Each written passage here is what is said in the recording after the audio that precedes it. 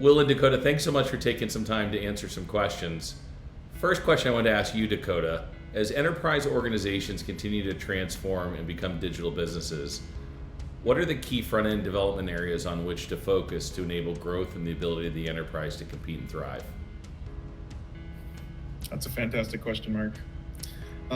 So in order for an organization, to increase their ability to compete, thrive, and grow in the areas that they'd like, a key metric to focus on is reducing the time to market for any piece of work that's delivered.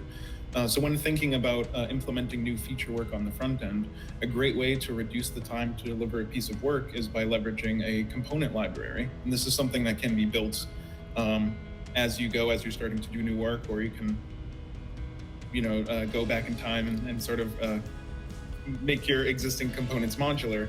But that initial time investment will pay dividends over time, as each new feature will take less, custom code to make it work. So an example of this may be navigation input, modals to be presented. If you build the modular component, you'll be able to leverage that for any use case that you find, instead of having to build a custom component each time. So for the front end, you can take advantage of tools such as Storybook, which is a UI component library explorer. And actually, it's also a development tool, so you can build components in place without needing data. And it also serves as documentation for developers to understand what components are already built and how to use them.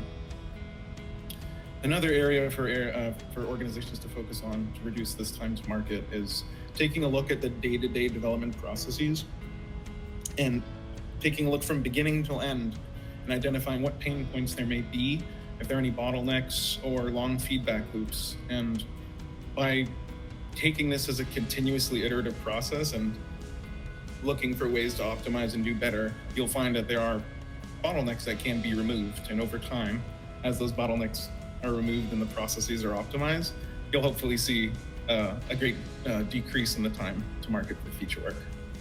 That's a comprehensive answer. Thank you.